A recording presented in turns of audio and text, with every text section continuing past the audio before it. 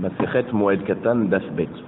Alors la Masechet nous parle bien sûr de Moed Katan. Moed Katan c'est la petite fête, c'est-à-dire le Chol HaMoed, donc les halachot qui concernent les jours de Chol HaMoed, de Sukkot et de Pessah, mais aussi on va parler aussi des halachot de Avelut dans le 3e Pérec et de celui qui est Ménoudé, celui qui est retranché aussi dans le 3e Pérec.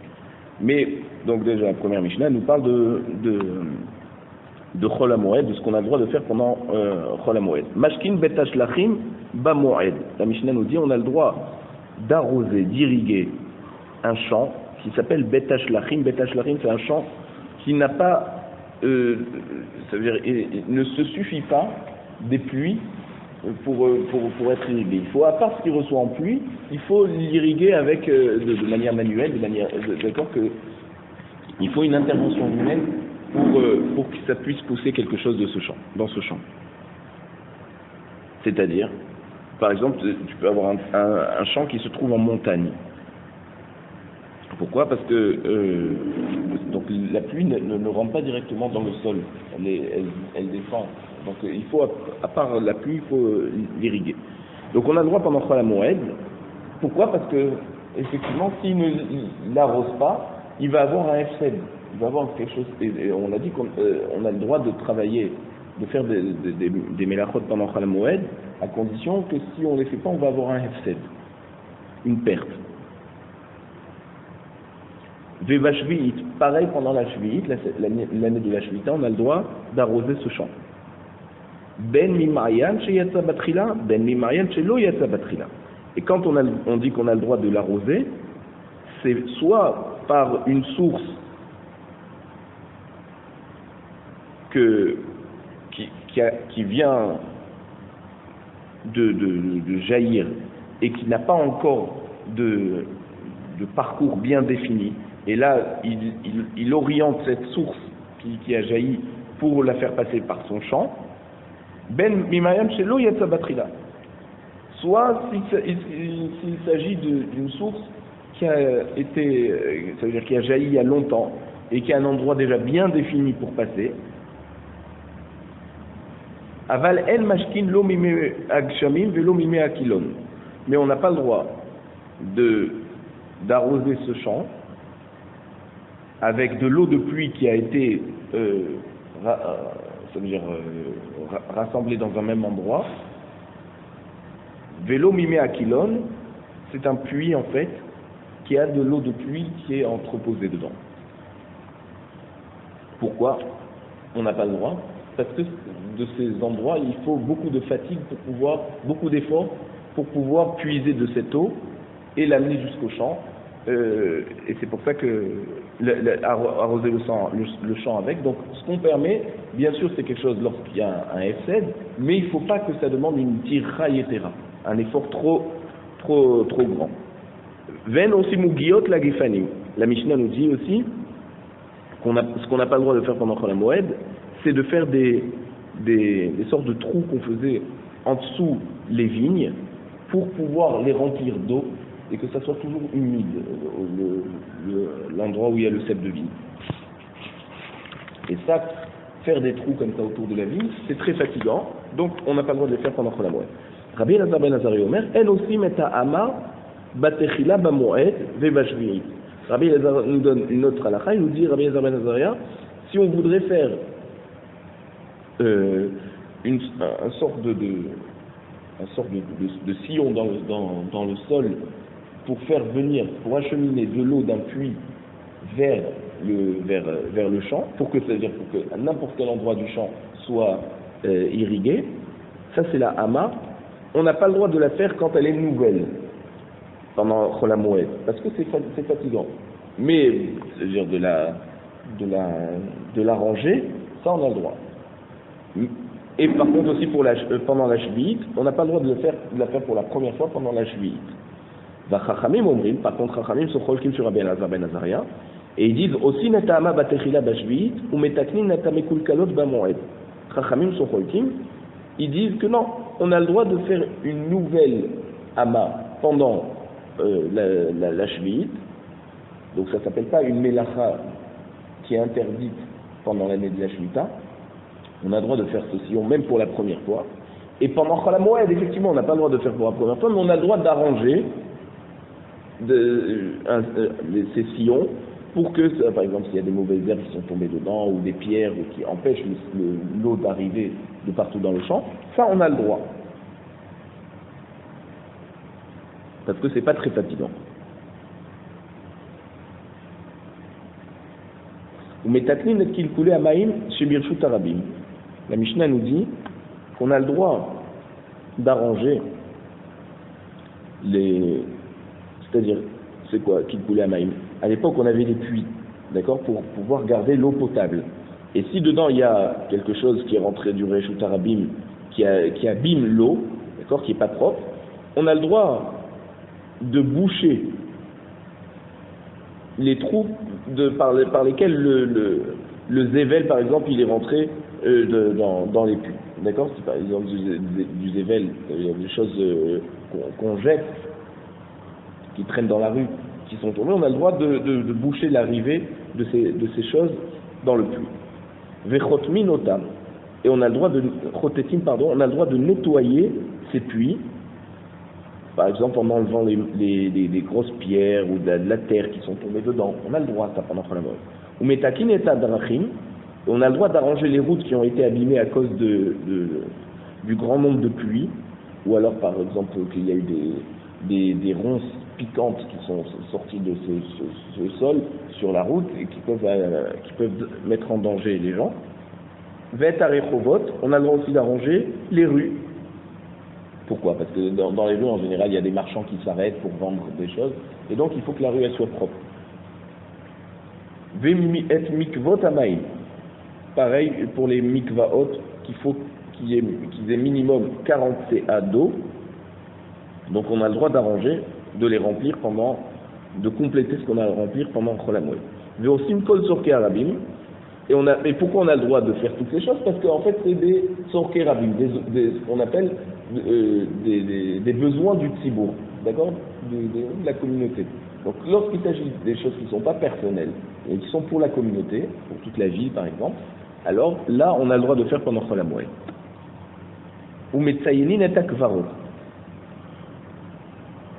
La Mishnah nous dit on a le droit c'est-à-dire de verser de la chaux blanche sur les tombes pour pouvoir qu'elles soient reconnaissables au loin, et surtout que les Kohanim ou les gens qui doivent être Betahara par exemple, qui veulent manger des corbanotes, pour ne pas qu'ils soient tamés, alors il faut que ça soit bien reconnaissable et qu'ils ne marchent pas dessus. Donc on a le droit pendant Chol HaMoed de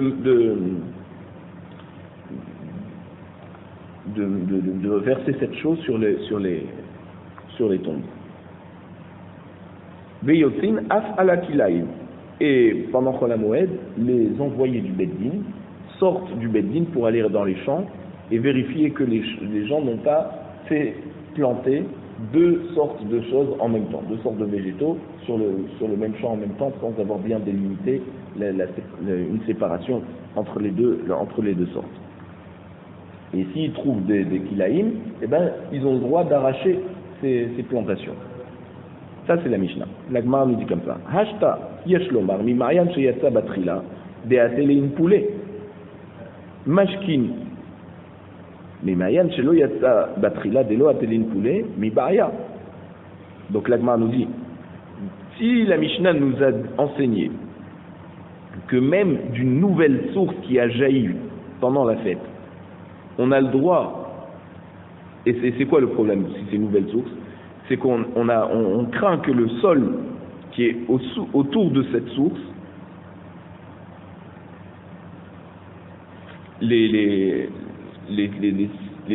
d'autres sillons vont se faire que les sillons qu'on aurait voulu pour amener vers le champ. D'accord? Et donc on a peur que l'eau va partir dans un autre endroit.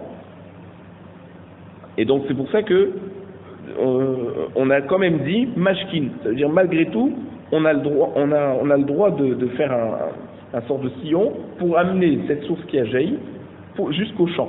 Et on ne craint pas que le sol qui est autour de cette source, il va du fait qu'il n'est pas encore bien, c'est une nouvelle source qui a jailli, on ne craint pas que le sol va se faire d'autres sillons et qu'il va devoir revenir à nouveau à chaque fois pour pouvoir obtenir cette eau. Alors, Mimarian, chez l'eau, il y a sa batterie là. Maintenant, une ancienne source, des lots athéléine poulet, parce que les eaux qui sortent de cette source ont déjà un système d'irrigation déjà bien défini.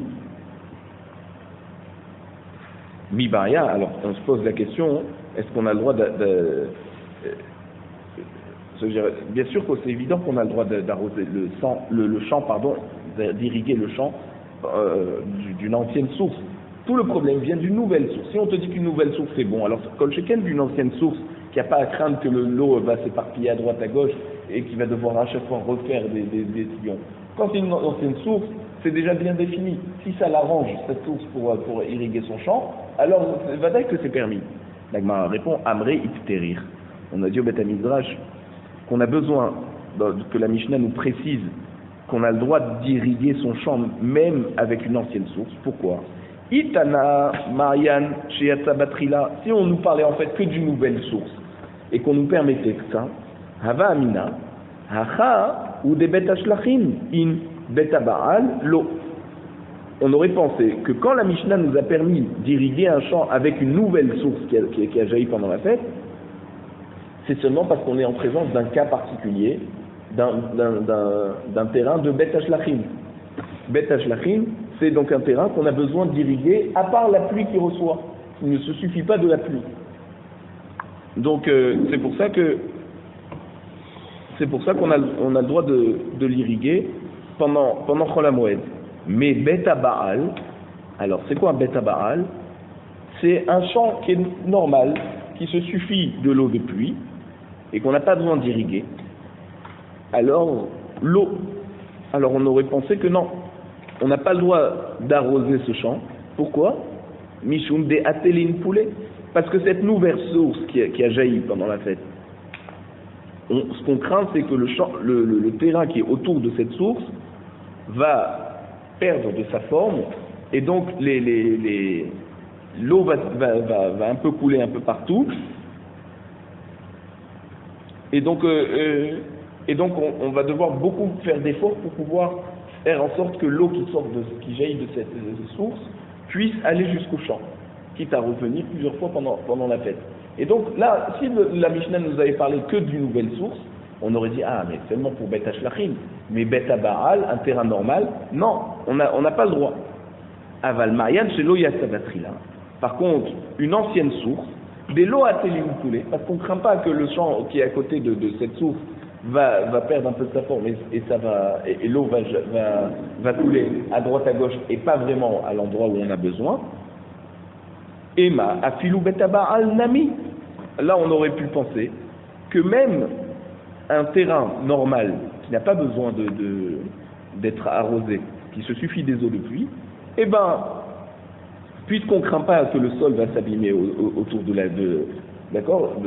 la source, puisque c'est une ancienne source, alors même un Bet Baal, on aurait le droit d'arroser pendant Chol HaMoed. C'est pour ça que notre Mishnah vient nous dire que non, c'est pas comme ça le raisonnement. L'Oshna, il n'y a aucune différence. L'Oshna Mayan chez Yatsabatrila et l'Oshna Mayan chez Lo Yatsabatrila. Il n'y a pas de différence entre une nouvelle source et une ancienne source. Bet Ashlachim in, Bet Baal lo. On a le droit d'arroser seulement un champ qui en a besoin parce que l'eau de pluie ne lui suffit pas. Mais Bet Baal, dans aucune condition, même ça veut dire avec une ancienne source qu'on n'a pas à craindre on va devoir se fatiguer pour faire acheminer l'eau de cette source vers le champ, même ça c'est quand même interdit. Donc ce qu'on a le droit pendant Chol HaMoed, c'est que Bet Ashlachim.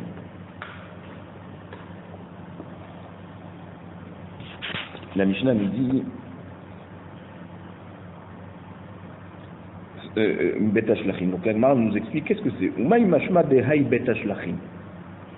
Lishna de tsahutahi. D'où on sait que Bet Ashlachim qu'on a vu dans notre Mishnah, ça nous indique un langage d'assoiffement. Que la terre est assoiffée, elle ne se suffit pas de l'eau de pluie. D'où on sait.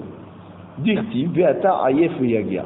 L'Agmara nous dit parce qu'en fait dans la guerre de Amalek, c'est écrit donc à la fin de Kitetse, dans la parashat Zachor, Devarim Kafeh, Pasuk Yutret, Beata Ayef Yagia. ça veut dire tu es ayef, ça veut dire tu es assoiffé. Ou metar gminan, ve'at meshalhe velae. Et donc la traduction du passouk c'est ve'at meshalhe velae. Donc meshalhe, c'est un langage de soif. Et c'est pour ça qu'un champ qui a soif, qui a besoin d'être arrosé tout le temps, il s'appelle bet hashlachim. C'est le he qui se transforme, qui se remplace en fait par la lettre chet.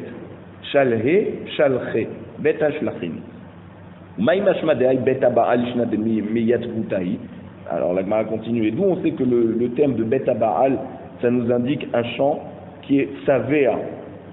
Ça veut dire qu'il est rassasié rien qu'avec l'eau de pluie qu'on n'a pas besoin d'arroser. La Gemara répond dirtif. Donc c'est un passouk qui parle de Yerushalayim à la fin des temps, dans Yesharia Perek Samerbe Passoukhe, qui Iva'al Bahur Betula, Iva'aluch Banair. Et au Metal Geminan, on traduit Arekama demitotav ulem im betulata, iteyal tvun begaver benair. Ça veut dire que quoi? Que de même que lorsqu'un jeune garçon se marie avec une jeune fille, alors il est tranquille, il n'a pas de souci. Pareil, les gens de Yerushalayim à la fin des temps s'installeront à Yerushalayim sans souci. Et donc Beta Baal, c'est pour ça qu'on appelle Beta Baal Milachon Boal, d'accord? Donc pareil, c'est une terre qui est tranquille, qui ne demande pas beaucoup de travail, elle se suffit avec l'eau de pluie. Alors on a dit que pendant Cholamon, on a le droit d'irriguer d'arroser seulement un bet hashlachim. Pourquoi? Parce que sinon on va avoir un hefsed. Mantana difseda in harvacha lo va afilu bimkom tseda mitrach nami lo tarchinan. La Gemara nous dit qui est le Tana de notre Mishnah qui pense que ce qu'on a le droit de faire pendant Chol HaMoed, c'est seulement ce qui t'amène, ce que si tu fais pas, tu vas avoir un hefsed. Mais pour avoir un revar, ça veut dire pour avoir un bénéfice, ça on n'a pas le droit.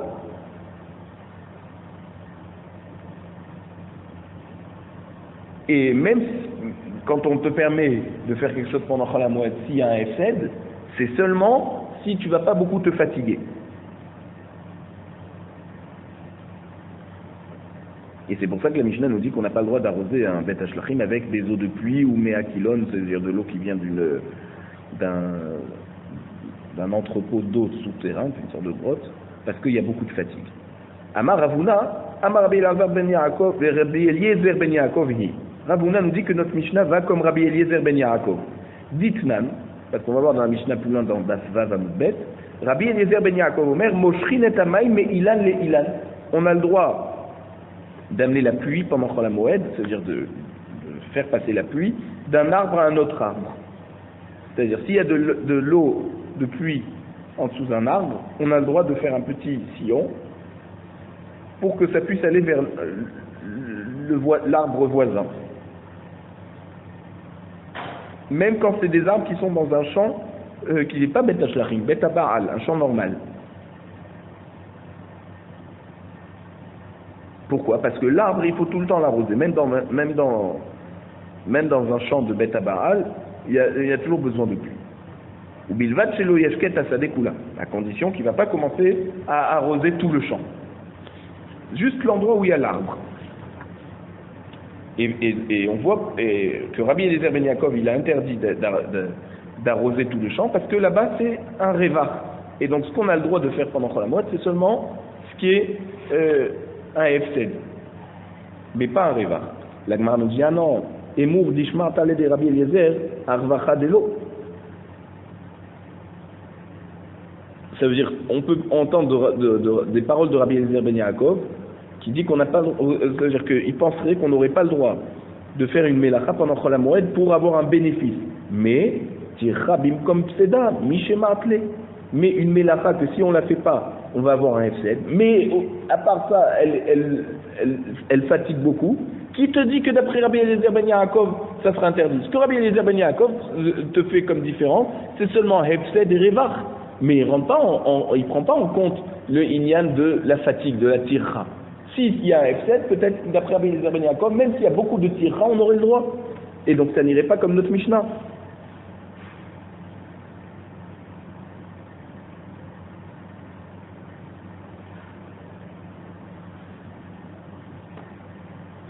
Et là, Rav Papa, Hamani Rabbi Yehudahi. Donc Rav Papa nous dit, notre Mishnah va comme Rabbi Yehuda. Detania Mariana Yote Batrila, parce qu'il y a une braïta qui nous dit, une source qui vient de commencer à jaillir, Mashkin Mimenu Afilus de Betabaal. On a le droit d'arroser même un champ qui est normal, qui est Betabaal, d'Ivra Rabbi Meir, à partir de cette source. Rabbi Yehuda Omer, El Mashkin Ela Sede Betashlachim Shecharva.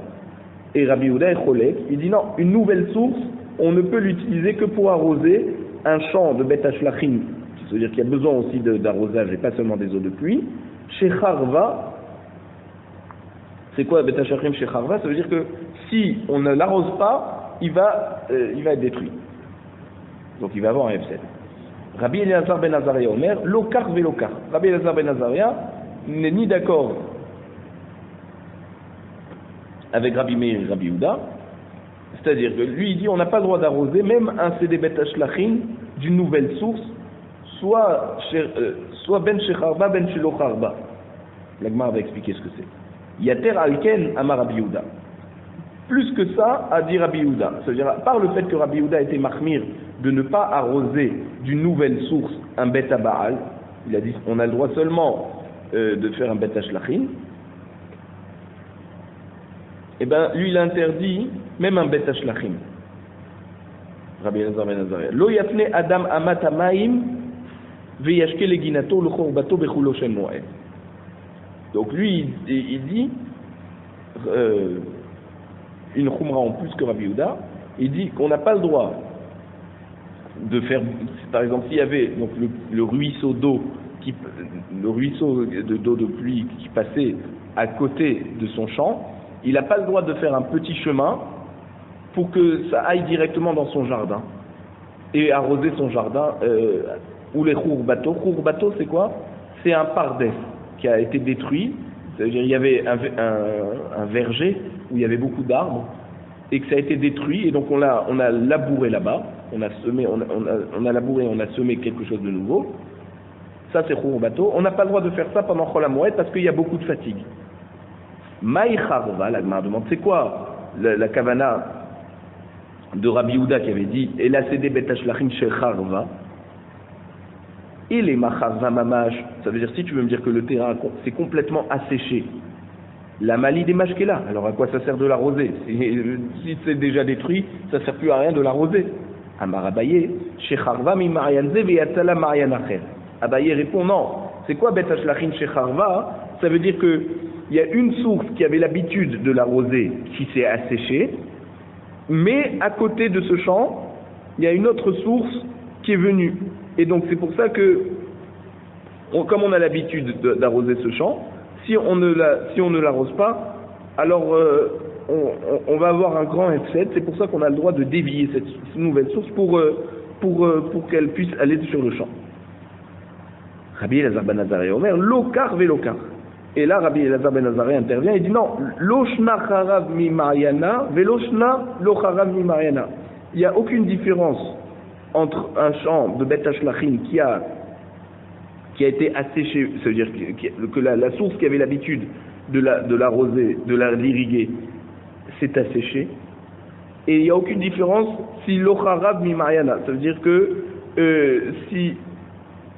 cette source vient irriguer ce champ. Dans les deux cas, Marian Sheyatsa Batrila l'eau. Si c'est une nouvelle source qui va devoir nécessiter une intervention grande pour pouvoir, très fatigante pour pouvoir faire en sorte que l'eau de cette nouvelle source arrive au champ, alors c'est un sourd. Tout le problème c'est un Mayan Khadash, une nouvelle source qu'on a dit que lorsque l'eau jaillit, elle part un peu à droite à gauche et qu'il faut faire un vrai sillon et c'est pas comme une ancienne source. Donc on voit en tout cas que d'après Rabbi Yehuda, on a le droit d'arroser un champ de Bet Hashlachim parce qu'il y a un F7, mais un champ de Bet Baal que c'est pour un Révar, on n'a pas le droit. Et on voit aussi d'après Rabbi Yehuda, lorsqu'il y a un F7 Meroubé, eh ben, on n'a quand même pas le droit de faire une mélacha qui fatigue beaucoup, puisqu'il est interdit d'arroser un champ de Beth Hashlachim d'une autre source. Il a simplement permis d'arroser le champ d'une source qui a jailli juste à côté de son champ. Là, il n'aura pas besoin de faire des sillons qui sont très fatigants. Donc on voit que ça marche bien avec Rabbi Yehuda, notre Mishnah. Ou Mimai, la Gemara demande, mais qui te dit que c'est Rabbi Yehuda? Dilma atkan lo kama Rabbi Yehuda, bet hashlachin I bet ba'alo, et la ma'yan sheyatsa batrila. Dilma atele in poule.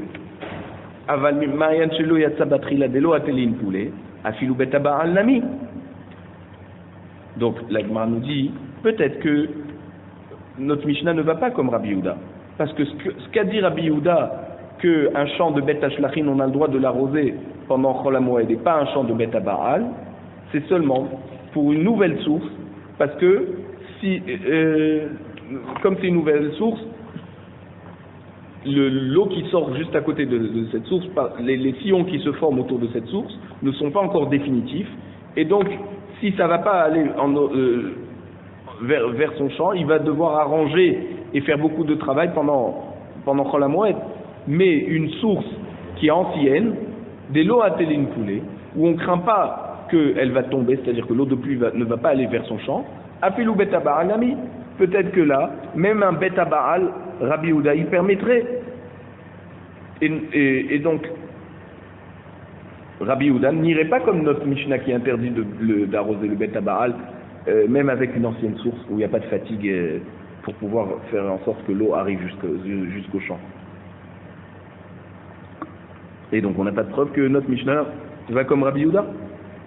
La Gemara répond non. Imken, si tu dis comme ça, Matnitin Aman Tirmeye. Ça veut dire notre Mishnah, comme qui tu peux l'enseigner? On a vu en haut qu'elle ne va pas comme Rabbi Eliezer ben Yaakov. Parce que d'après notre Mishnah, même Bimkom Efsed, on n'a pas le droit de trop se fatiguer.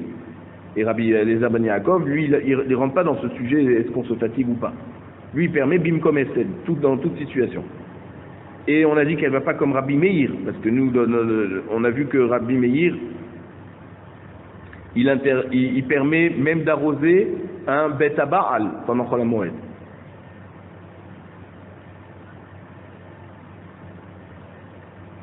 Et elle ne va pas non seulement comme Rabbi Eliezer ben Yaakov, ni comme Rabbi Meir, mais même comme Rabbi Elazar ben Azaria, elle ne marche pas parce que notre Mishnah nous montre qu'on a le droit d'arroser un Beth Hashlachin d'une nouvelle source. Alors que d'après Rabbi Elazar ben Azaria, on a le droit d'arroser un Beth Hashlachin que d'une ancienne source.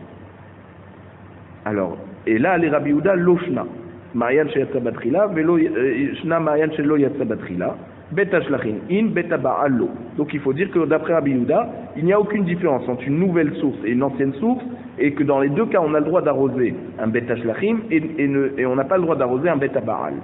Vehaï de Katane Marian Sheyatsa Batrila, et la Braïta qui nous parle d'une nouvelle source, c'est pas simplement pour nous dire qu'une ancienne source, on n'a pas le droit. Non, Léodiacha Kocho de Rabbi Meir, pour te montrer la force de Rabbi Meir qui est Mekel et qui pense que d'Afilou Marian Ayotse Batrila, Mashkin Mimenu Afilus de Baal. Même d'après Rabbi Meir, ça veut dire pour te montrer la force de Héter de Rabbi Meir, qui te permet d'arroser un terrain de Beta Baal, même par une nouvelle source qui va te demander beaucoup d'efforts pour faire en sorte que ça aille jusqu'à ton champ. Mais d'après Rabbi Yehuda, soit une nouvelle source, soit une ancienne source, on a le droit d'arroser seulement un Bet Hashlachin, mais pas un Bet Baal. Donc on voit que notre Mishnah elle va donc comme Rabbi Yehuda. Alors, on avait vu dans Masechet Shabbat, dans Daf Ayin Gimel, qu'il y avait 39 travaux qui sont interdits pendant Shabbat. Et ça, c'est les avot, mais sur chaque avot de Melacha, il y a des toldot. L'Agma nous dit Itmar, on enseigne au Beth Midrash. Hamenakesh, Menakesh, c'est celui qui enlève des mauvaises herbes d'un champ. Ve'amashke ma'im lizra'im, et celui qui arrose directement sur des racines, Be Shabbat, pendant Shabbat, Mishumai Matrinan Be. Ça veut dire par rapport à quel melacha, quel av melacha, on l'avertit. Parce qu'il faut l'avertir pour qu'il soit chayav. D'accord? Pour qu'il soit chayav mita, il faut qu'il ait été averti par les témoins. Rabba Amar Mishum Choresh. Rabba nous dit, celui qui arrose, en fait, celui qui enlève les mauvaises herbes, ou celui qui arrose pendant Shabbat sur des racines, on l'avertit Mishum Choresh. C'est comme si il est en train de faire la melacha de labourer. Rabbi Yosef Amar Mishum Zorea. Rabbi Yosef dit non, c'est comme si qu'il est en train de planter. Amar Rabba Kevate Didi Mistabra. Et Rabba il dit non, c'est comme moi qu'il faut penser. Pourquoi? Madako shel Choresh les rapouiller ara'a, hainami me rapouiller ara'a. Il dit de même que quelqu'un qui va labourer, d'abord il rend souple, il rend mou le sol pour pouvoir bien, c'est-à-dire grâce au labourage, ça rend mou le sol pour pouvoir bien semer après. Alors pareil, lorsque quelqu'un enlève les mauvaises herbes, il permet au sol de pouvoir mieux incorporer les graines qu'on va lui faire, qu'on va semer dessus. Amar Rav Yosef qui va te didi mistavra. Et Rav Yosef dit non, c'est plus comme moi la logique. Madar koshel zorea tzamur pera, achanami metzamar pera. Il dit de même que celui qui plante, qui sème des graines, c'est pour faire pousser dans le sol des fruits à partir de ces graines. Alors pareil, celui qui enlève les mauvaises herbes ou celui qui arrose, c'est pour faire pousser. Donc c'est pareil que celui qui est en train de planter, de semer des graines. Donc c'est pour ça qu'il faut l'avertir que c'est un Issour Mishum Zorea. Alors maintenant, Abaye les Rabba. Abaye qui était en fait l'élève de Rabba et Rav Yosef ensemble, c'est-à-dire il a été l'élève des deux, il pose la question à Rabba. Les Didar Kashia, ou le Rav Yosef Kashia. Et il dit donc d'après toi il y a un problème, et d'après Rav Yosef aussi il y a un problème. Les Didar Kashia, d'après ton avis à toi, qu'il faudrait avertir la personne que quand il enlève les mauvaises herbes, il est en train de transgresser la melacha de Choresh, de labourer. Mishum Choresh, in Mishum Zorea, lo. D'après toi qui dit qu'il faut l'avertir en tant que melacha de Choresh, ça veut dire Choresh, le fait d'enlever les mauvaises herbes ou d'arroser, ça ressemble à Choresh, mais ça ne ressemble pas à Zorea. Et ça veut dire quoi? Tu l'avertis en tant que Choresh, mais Zorea, non, il n'y a aucun problème. Les Rav Yosef, Kashia Mishum Zorea in Mishum Choresh lo. D'après Rav Yosef qui dit qu'on l'avertit en tant que Melacha de Zorea, ça veut dire labourer, il n'y a aucun problème d'après lui. Or, vous voyez bien que celui qui enlève les mauvaises herbes et celui qui arrose, il est en train de transgresser en fait ces deux Melachot. Pourquoi vous disputez pour savoir si c'est Choresh ou Zorea? C'est peut-être les deux tout simplement. Et si tu voudrais me dire qu'à chaque fois que quelqu'un fait une action qui transgresserait deux Melachot, on ne peut le rendre chayav que d'une seule, et donc c'est pour ça qu'on veut savoir si c'est plus Choresh ou plus Zorea. Ve'amar Rav Kahana zomer ve'tzarich la'etzim chayav shtaim. Voici que Rav Kahana nous a enseigné que zomer c'est celui qui coupe des branches pendant Shabbat, des branches sèches, pour que le reste de la vigne pousse bien. Et en plus de ça, ces branches sèches, il en a besoin pour alimenter son four, d'accord? Et ben il est chayav pour deux averot, c'est-à-dire, bien sûr que s'il est chayav bémézid et qu'il est chavmita, on ne peut pas le punir pour deux choses, c'est une avera déjà qui le rendra chavmita. Mais si par exemple, il a fait cette melacha béchogeg, il a oublié que c'était Shabbat aujourd'hui, il a besoin de ce bois, et en plus quand il enlève ce bois, il choisit d'abord le bois sec pour pouvoir permettre à l'arbre de la vigne de bien pousser, le bois frais de pouvoir continuer. Si c'était béchogeg, eh ben on voit qu'il doit amener deux korban khatat. Achat mishum notea, un korban parce qu'il est en train de planter le fait qu'il est en train d'enlever un bois sec, il permet au reste de l'arbre de bien pousser. Ve'achat mishum kotzer, et un autre korban parce qu'il est en train de cueillir du fait qu'il a coupé un morceau de bois qu'il a besoin. Donc c'est kotzer, c'est coupé. On n'a pas le droit de couper quelque chose qui est attaché au sol. Donc pourquoi celui qui est menakesh et qui arrose, on ne le rend pas chayav mishum choresh et zorea?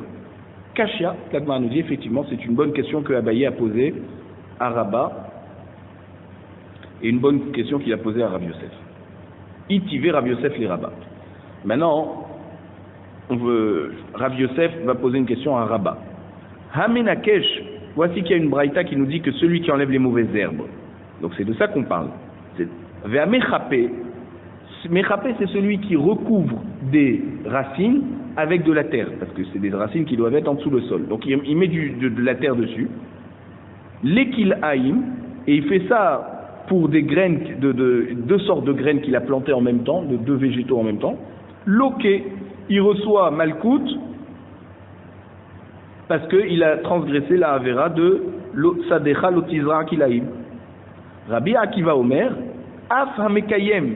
Rabbi Akiva nous dit pas seulement celui qui permet de faire pousser, mais celui qui maintient des kilaïm. Il s'aperçoit dans son champ qu'il y a deux sortes de végétaux, et il laisse tel quel. D'accord, il maintient, et ben il reçoit malkout. Alors la Gemara dit bish la malédi de amina mishum zorea hainuda asira zria bekilaim. Donc Rav Yosef dit d'après moi qui pense que celui qui enlève les mauvaises herbes, il est chayav mishum zorea. Alors je comprends que on a interdit de planter des kilaim, d'accord, de végétaux ensemble. Si on les plante dans le même champ, alors on est chayav malkout. Et là les didar de amark mishum choresh. Mais d'après toi Rabba, qui pense que celui qui met nakesh pendant Shabbat, qui enlève les mauvaises herbes, il est chayav par rapport à la melacha de choresh, de labourer, charisha bekilaim miyasira. Est-ce que c'est interdit de labourer un champ si on a l'intention de planter deux végétaux ensemble? Tant que tu ne les as pas plantés, tu as juste labouré le champ, tu n'es pas chayav. Or ici, pourquoi celui qui enlèverait les mauvaises herbes et que tu l'accuserais d'avoir fait la melacha de choresh, il recevrait malkout? Amarlé, Rabba va lui répondre mishum mekayem. Parce que c'est vrai que celui qui est menakesh pendant Shabbat, il est chayav mishum choresh, mais celui qui est menakesh des kil haïm, il n'est pas chayav mishum choresh, pardon. Il est chayav mishum mekayem, parce qu'il maintient. Ça veut dire, dans kilaïm, c'est spécial, que là-bas, celui qui va... donc il n'enlève pas les mauvaises herbes, c'est comme... il est mekayem. Et c'est pour ça qu'il est chayav. Mais on voit que dans la Sefa, c'est Rabbi Akiva qui nous dit que même celui qui est Mekayem, il reçoit Malkout. Miklal de Tanakama, la Mishu Mekayemu. Ça veut dire que quand Tanakama te parle du Menakesh qu'il a, celui qui enlève les mauvaises herbes, et il n'est pas Mechayev Oto, Mishum Mekayem. C'est Rabbi Akiva qui pense que le Mekayem, il reçoit Malkout. D'après Tanakama, non.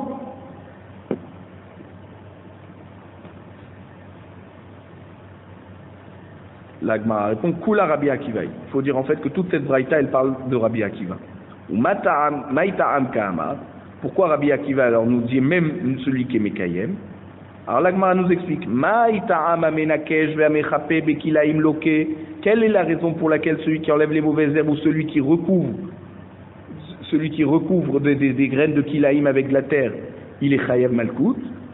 Mishum mekayem. C'est parce qu'il maintient cette situation interdite de végétaux qui poussent dans le même champ.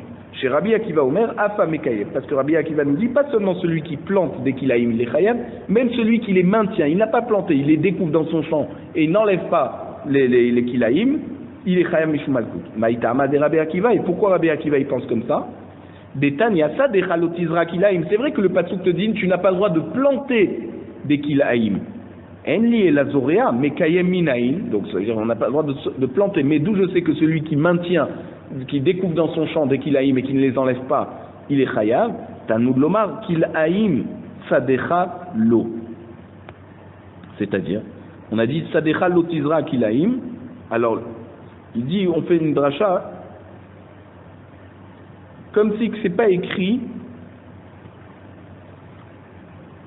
le mot tizra. Et comme si c'est écrit seulement l'okil haïm. Donc ça veut dire que quoi? Ne crois pas que le fait qu'il y ait écrit tizra, ça vient t'indiquer que tu n'as pas le droit de planter. Mais si tu les découvres, les kilaïm, tu aurais le droit de les laisser. Non. Dans tous les cas, il faut que ça disparaisse. Donc tu n'as pas le droit d'avoir des kilaïm. Que tu aies planté ou que tu les aies découverts, tu n'as pas le droit de les maintenir. La Mishnah nous dit Mashkin bet hashlachim b'moed ou b'shvi'it. On a le droit d'arroser un champ de bet hashlachim, d'accord, d'un champ qui a besoin de, à part de l'eau de pluie, il a besoin qu'on l'arrose. On a le droit pendant Chol HaMoed et pendant la Shvi'it, la Shemitah. Alors l'Agmar nous dit Bishlama Moed. Je comprends que Chol HaMoed Mishum Tirahu ou comme Seda Sharu Rabanan. Je comprends que Chol HaMoed on a permis, même que c'est fatigant, par contre, parce que il y a un excès ici. Et la Shvi'it. Mais dans la Shvi'it, dans la Shemitah, Ben Leman de Amar Mishum Zorea ou Ben Leman de Amar Mishum Choresh, Zria Vacharisha Bashvi'it Mishare. Alors, d'après, c'est-à-dire pour Chol HaMoed je comprends, mais pour la Shemitah, soit d'après Rabbi Yosef, qui dit que c'est Mishum Zorea, d'accord, quand on arrose, on est en train de planter. Ou Ben Leman de Amar Mishum Choresh, soit d'après Rabba qui dit que celui qui arrose, il est en train de labourer. Zria Vacharisha Bashvi'it Mishare. Est-ce que planter et labourer pendant la Shemitah, on a le droit, Bichlal? Pourquoi Chachamim aurait eu le droit d'enlever ce Issour Torah Bimkom Hefsed? Amar Abaye, Bashvi'it Bizmanazé. Abaye nous dit non, bien sûr que ce n'est pas la Shemitah de l'époque de l'époque où on était en Eretz Israël. C'est la Shemitah d'aujourd'hui. La Shemitah d'aujourd'hui, c'est juste pour se souvenir de la Shemitah, des dynimes de Shemitah qu'on avait à l'époque. Et donc tout le Issour Shvi'it aujourd'hui, il est que Midrabanan. Donc c'est pour ça que Bimkom Hefsed on a permis. Verabi, et Abaye nous rajoute que notre Mishnah va comme Rabbi d'Etania, Rabbi Omer, parce que Rabbi il nous a dit dans une braïta, à propos du pasouk, dans Devarim Perek Tetvav pasouk bet, Veze Devar Hashemita, Shamot Kol Ba'al Mashiyado Asher Yashem Bere'u. Ça veut dire que il y a aussi une mitzvah de Shmitat Ksafim pendant la Shemitah. C'est quoi? Ça veut dire que lorsque la Shemitah est passée après une dette qui n'a pas été remboursée, alors celui qui a prêté, il ne peut pas venir réclamer. Et donc le pasuk nous dit Bishte Shmitot Akatuv Medaber. Donc le rabbin nous dit que ce pasuk de Vezé Devar Hashemita, il nous parle de deux Shmitot. Achat Shmitat Karka ve Achat Shmitat Ksafim. Ça veut dire, à part le fait qu'on a l'interdiction de travailler le champ, aussi on a l'interdiction de récupérer une dette après que la Shemitah est passée dessus. Et le pasuk a fait un Hekesh. Bizman she'ata meshamet karka, ata meshamet ksafim. Pour te dire que dans un moment où tu n'as pas le droit de travailler le champ, tu n'as aussi pas le droit de réclamer une dette. Ou bizman she'ata meshamet karka, iata meshamet ksafim. Et dans une période où tu n'as pas d'interdiction de travailler le champ, aussi tu n'as pas d'interdiction de réclamer une dette. Donc on voit que quoi?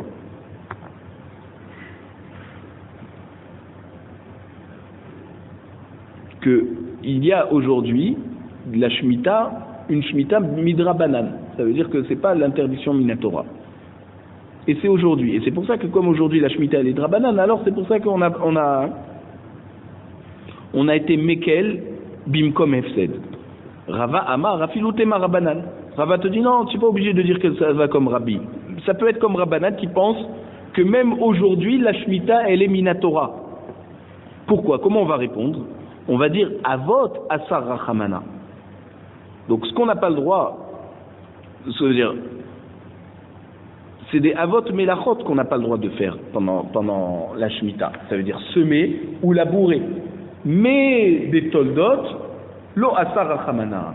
Par contre, des Melachot qui sont des conséquences des Avot Melachot, comme on a dit arroser. Arroser, tu n'es ni en train de semer, ni en train de labourer. D'ailleurs, il y a une marloquette là-dessus pour savoir sur ce que tu es en train de faire. Donc c'est en tout cas une tolda. C'est pas inscrit dans la liste des 39 Melachot. Donc ça, même si on dirait que la Shemitah aujourd'hui, elle est encore Minatora, qu'est-ce qui est interdit? Seulement des Avot Melachot. Mais des Toldot, non.